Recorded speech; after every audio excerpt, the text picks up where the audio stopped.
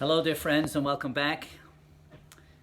There's a fascinating halakha, a Jewish law, that states that for a person who's a Metzora, which means that they developed a skin malady, it's commonly translated as a leper, but it's actually not leprosy.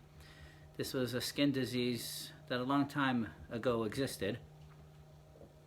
And the reason a person would develop this type of malady was as a result of speaking lashon hara, speaking unfairly, speaking badly about others.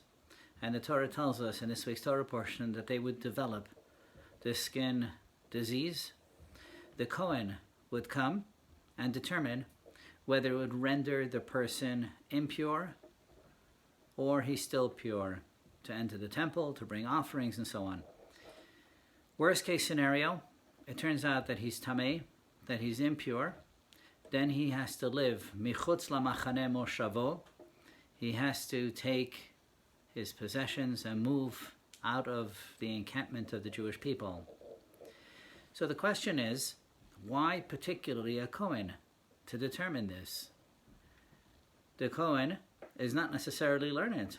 In fact, if he's not learned, then he doesn't know which types of skin malady would render a person impure or pure. Then what could happen is you could have a learned rabbi stand next to the Kohen, examine the skin disease, and he would tell the Kohen, tell this fellow tamei, he's impure, or tell him tahor, he's pure.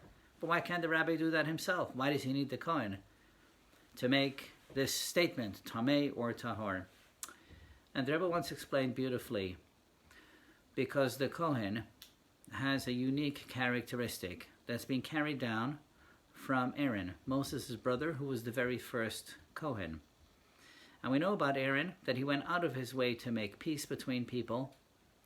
He was a kind and loving, truly, of every person. If you're going to tell someone that they are tamei, that they are impure, and there are significant consequences to that statement, to that verdict, you better be sure that you're a loving person. If you're going to be critical of someone, even constructive criticism, and you want and you expect the person to accept it, it can only be accepted and it can only be given if it's coming from a place of love. The Kohen was one such person. Thank you, and best wishes for a Shabbat Shalom.